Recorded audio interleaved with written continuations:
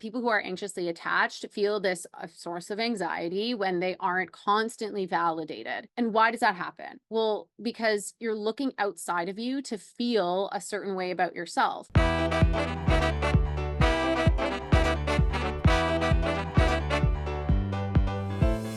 Welcome to the Mindful Method podcast, where we don't just fill your ears, we fill your mind with the tools to enhance your emotional and physical reality.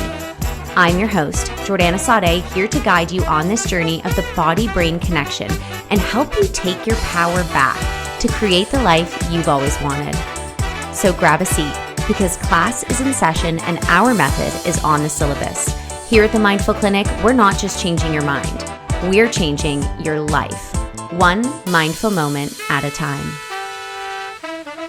Hey everyone, welcome back to another episode of the Mindful Method podcast. It's me, Jordana, and today we are doing an Ask Me Anything. These questions were done through the Ask Me Anything anonymous link, so I have no idea which one of you guys asked them. So sometimes I say the names and I'm like, hey, Claire, I'm answering your question, but I will not know right now. So I'm just gonna bang them out. But I had some really good ones this time. I'm very excited. So the first one is trying to work on my mother wound. Is there a hypnosis track in the membership for that? I moved in with my mom a few months ago and gained weight. Whew, let me tell you something, girl. All weight and food related disorders are related to the mother wound. Even if you had the most perfect mother in the whole world, but she dieted or she criticized her body, even if she never even said anything about your body, you're going to pick up on that, right? And this is genuinely because our first access to food comes through our mother. So even if she's in pregnancy and she's worried about the weight she's gained in pregnancy, or she has any type of dieting, restricting, and we came from a generation of women of low fat, all the crazy diets, right? So it's all mother wound related. It's all related to love. It's all related to feelings of deservingness of life and unconditional attention and reciprocation from our mother.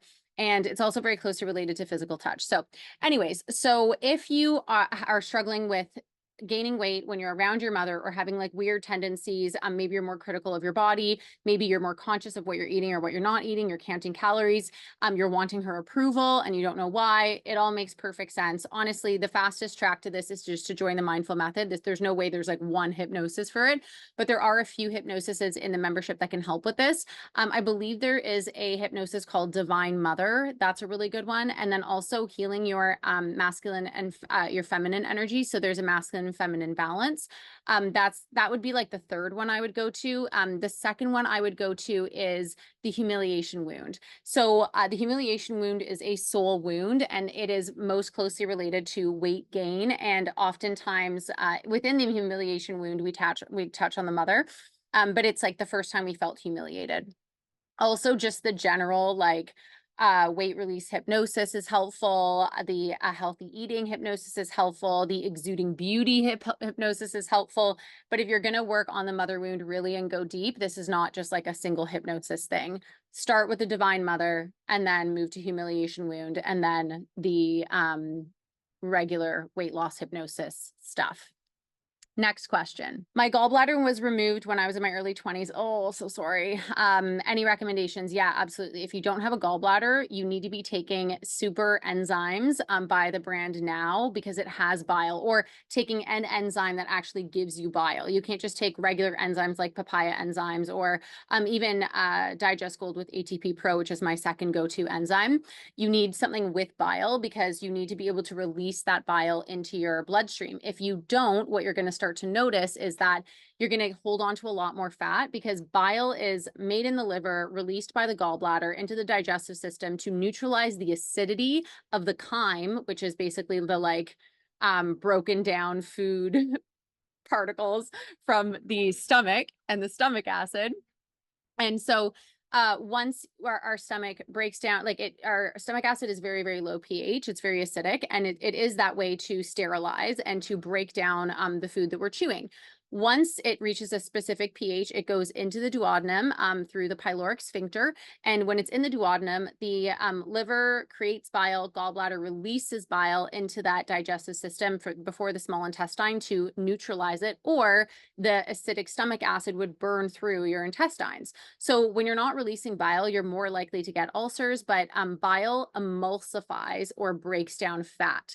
And so basically, if you don't have a gallbladder, you're not releasing bile, then you're not going to be able to break down fat properly, which means you're not going to be able to use fat efficiently. And we need fat. We need the right types of fat in our body. On every single cell in our body, there's a phospholipid bilayer, which is made out of fat and cholesterol. And so if we don't have the right types of fat, we get cell rigidity. That bilayer gets thicker because it knows it's not getting any nutrients in. It's not excreting any nutrients. You're also not going to be able to absorb all fat soluble vitamins. So that's vitamin A, D, E, and K, because if we aren't able to process and utilize fats properly, we end up storing everything and we don't end up being able to utilize the nutrients that are fat soluble to send it into the bloodstream to feed every single cell. So long story short, take an enzyme with bile in it. My favorite one is Super Enzymes by the company Now. And they have like capsules versus tablets. I'd get the capsules.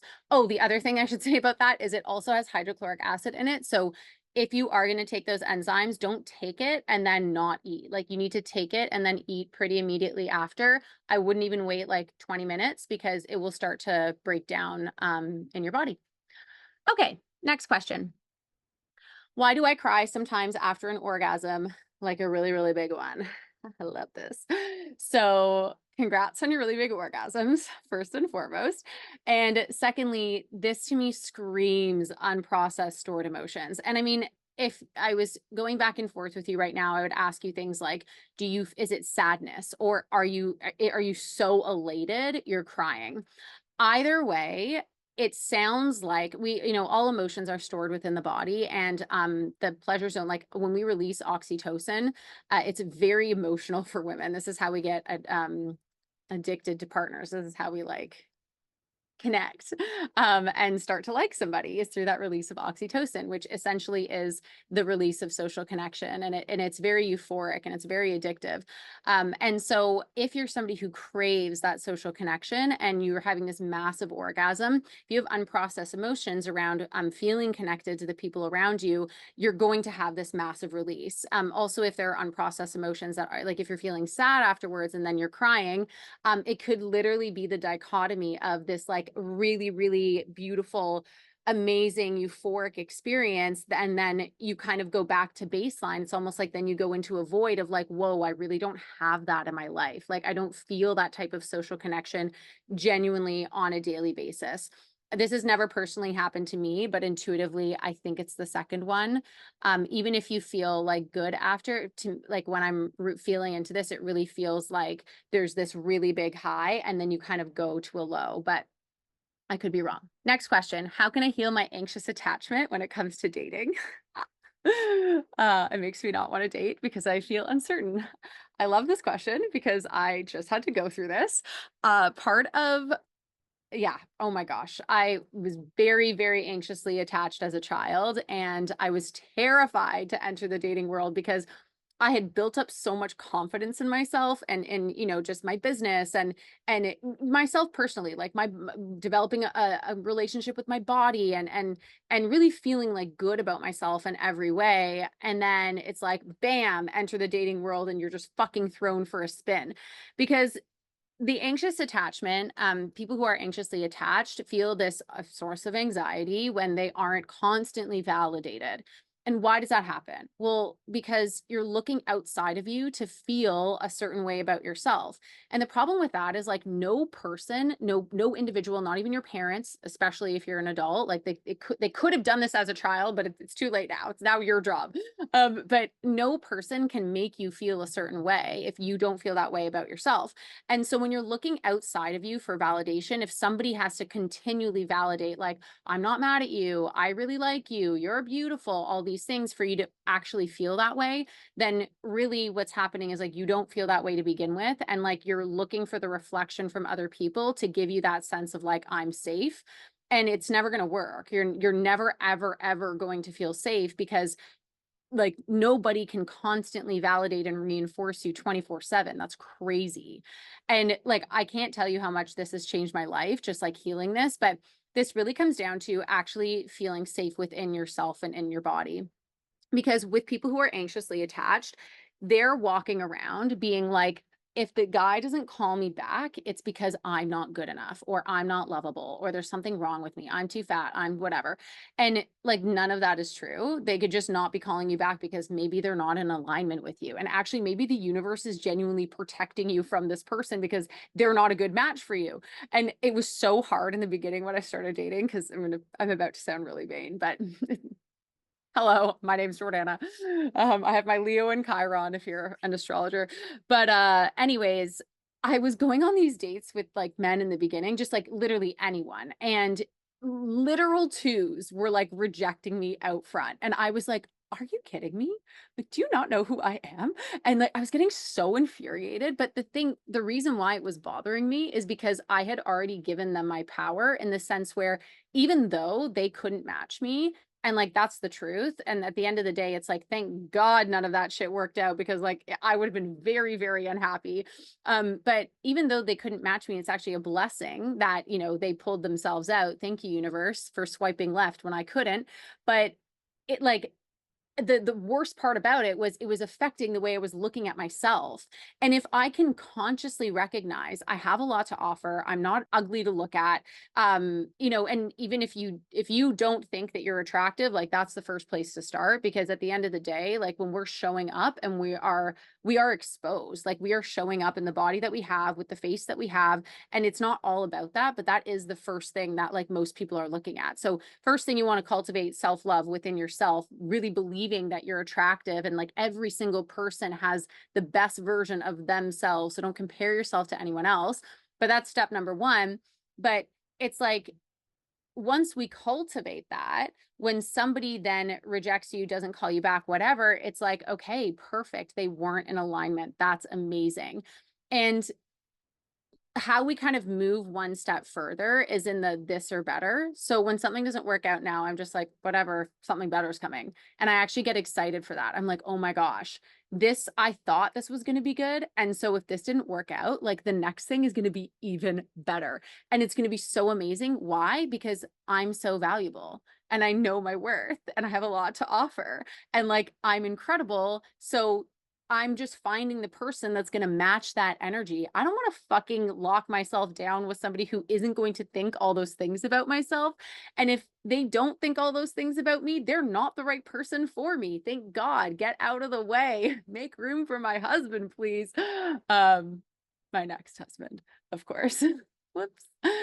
So yeah, healing your anxious attachment has nothing to do with the people that you are dating, and has everything to do with how you feel about yourself, and only you can cultivate that safety within you. And so when you're like getting anxious about they're not calling me back, you can also tap into the feeling of like, they've actually already messaged me, and now I'm just waiting for them. I do this too. I'm like, I don't wait anymore for people to text me back. I'm like, they've already messaged me, and now I get to choose if I want to respond back to them. And sometimes it works, and like, they end up messaging me exactly what I wanted them to, or whatever. And sometimes it doesn't. And if it doesn't, it's just like, thank you, bye. Let's open up the capacity for more people, because that wasn't in alignment, and it was never going to make you happy in the first place. There's so much more on this. And like, I'm not about to become a relationship coach, but maybe I'll have one on here. Hi, babes. I am so excited to talk to you about my signature program, The Mindful Method. This is the exact same method that I have been using with hundreds of successful clients to help you heal your relationship to food, to increase confidence, and to lose weight without dieting or killing yourself at the gym. If you're sick of not feeling like your best self, if you're sick of promising yourself that you'll start again on Monday, if you're sick of going on restrictive diets only to gain back the weight, I can tell you right now that if you gained it back, it did not work. You know what's healthy and what's not. You do. You just continue to choose the unhealthy option anyways. And a meal plan will not solve this issue. There is no amount of restriction or discipline or willpower that is going to stop you from self-sabotaging. The body follows the mind. Imagine a life where you don't have to think about what you can or can't eat. Imagine a life where you feel confident in all of your clothes, where every day in every way your body rebalances and you lose all of the weight so you find the truest, healthiest version of yourself. Imagine never having to start again on Monday. This is what happens when you focus on transforming the brain so weight loss is effortless. The body follows the mind, and it's time you actually get to the root cause of your issue. If you are ready to transform and find the truest, healthiest version of you without letting go of your favorite foods, I invite you to fill out the application in my bio. And if you're a good fit, we'll be in touch soon. Back to regular programming. Next question. I lost so much weight, but still technically considered plus sized. If you see me in the street, you don't necessarily think, oh my God, look at her body. How can I get over this? Like, it's just like weight doesn't matter. I don't think size really matters. Like, I think what really matters is like, do you look and feel good about yourself? Like, can you dress for your body type? I've used this example before, but like a really, really healthy weight for me is like 140, 145. Anything under 140 and like I should like I look emaciated. I do not look good. I look very, very thin. And my best friend, who's the same height as me at 120, that's her like highest. And and after that, she starts to look like she's gained more weight than she needs. So it like size is the same thing. Like sometimes I wear a large and sometimes I wear a small, and that's just the truth. And actually sometimes if the clothes are cheap, like I do buy a plus size, like, and because I want it to fit a certain way. So it's just like, you're not trying to fit into the clothes need to fit you. So as long as you look in the mirror and you're like, wow, I look amazing today, you're always working towards your goal. Like the question here that you need to be asking yourself is like, why are you paying so much attention to like what a construct of like one designer decided to fucking label on their clothes? Like, this is ridiculous. Like, this is your life. This is your experience. Like, don't you dare give the power to that label. That's ridiculous, especially if it's making you feel this way.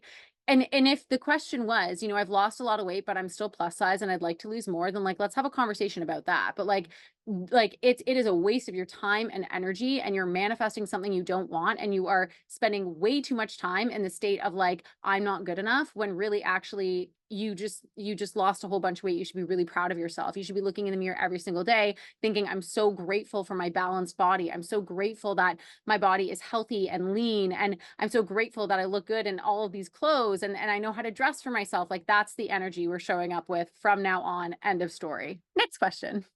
Hi, Jordana. I remember you once mentioning the negative impacts of sucralose. Would you mind sharing that again? Okay. So sucralose is something, it's not sugar. And it is in what are those things called? Twin Splenda. Okay, so sucralose is what is in Splenda, and it's essentially like a 0-calorie sweetener.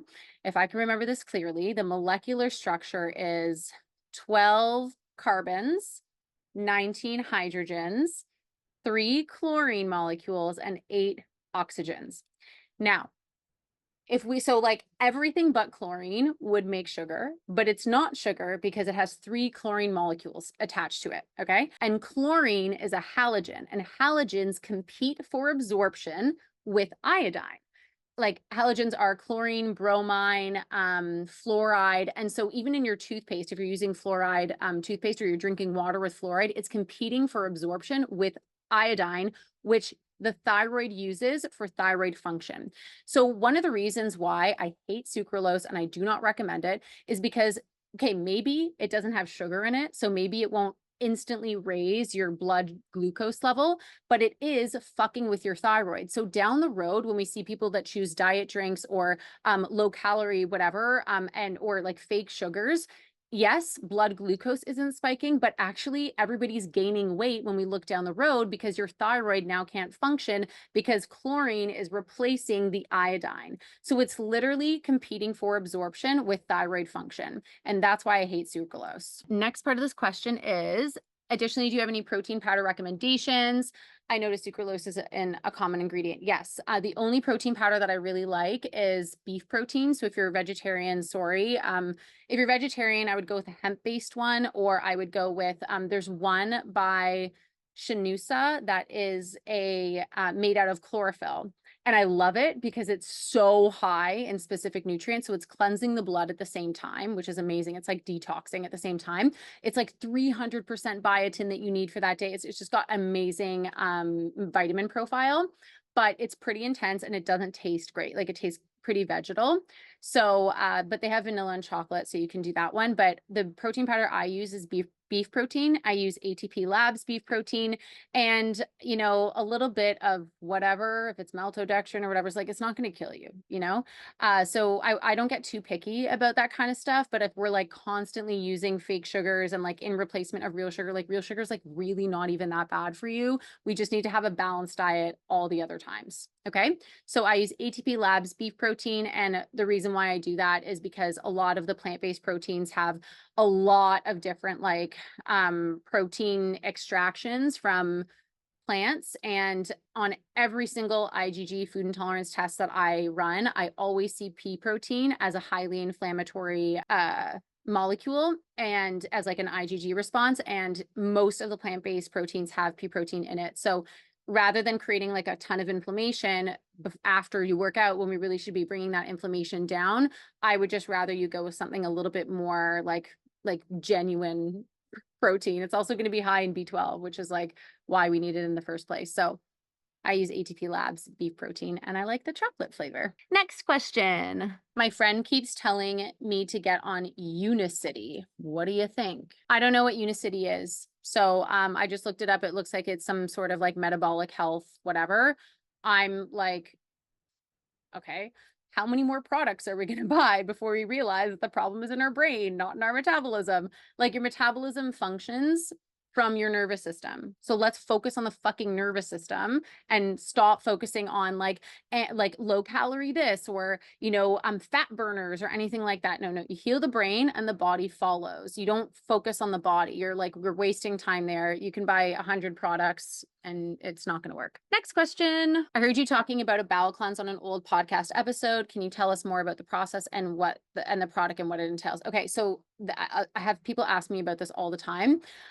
This was on my podcast about constipation. It was literally years ago.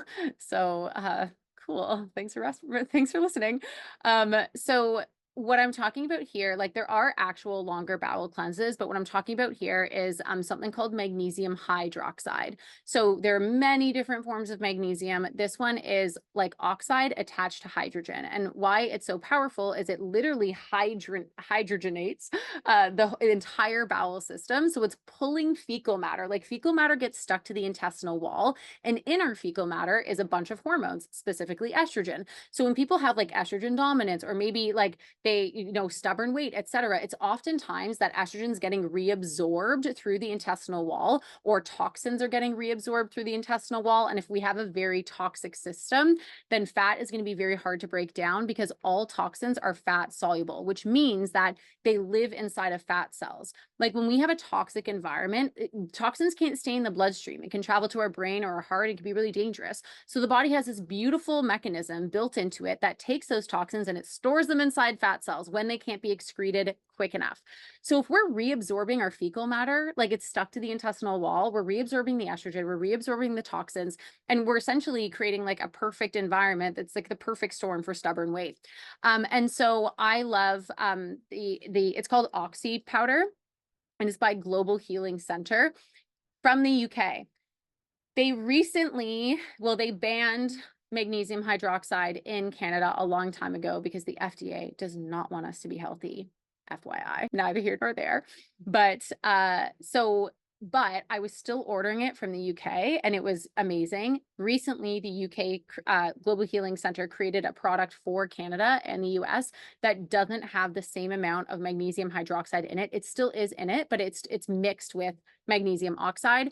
It's still beneficial. It's not the same product. So like it's a bit of a wah-wah, but it works really well. And so what's going to happen is you take 4 capsules at night before bedtime and you take it with lemon water. The lemon is going to activate the magnesium because magnesium is a mineral. It needs to be ionized. So it needs a form of acidity to make it ionic. And so, and you need to have it on an empty stomach. The next morning, you're going to have like loose bowels, and it shouldn't last all day. It should just be like in the morning. And you would want to do this for about 6 to 8 weeks, no longer, or you're going to start to replete your minerals. But what happens is after like 4 or 5 days, we start to see this, this really, really dark fecal matter come out. Like I think it's called melanchana. And that is the putrefied fecal matter that's been stuck inside of your digestional tract for like God knows how many years. We can hold up to 25 pounds of fecal matter inside our digestive tract. So like maybe you're not overweight. If you have like 25 pounds to lose, like let's like get the bowels moving, especially if you're constipated, before we start doing any crazy new gym routines. And yeah, so hopefully that answered your question. But it doesn't entail anything other than really just taking the supplements at night. But you would need to have a fairly early dinner and like not snack before bed, because if you have food in your stomach, it's going to impair the way that this specific product functions. And that is it. That concludes today's episode of the Mindful Method Ask Me Anything. If you liked this episode, don't forget to like and subscribe. Share it with somebody who might need it. And I'll see you back on another episode of Ask Me Anything. Bye.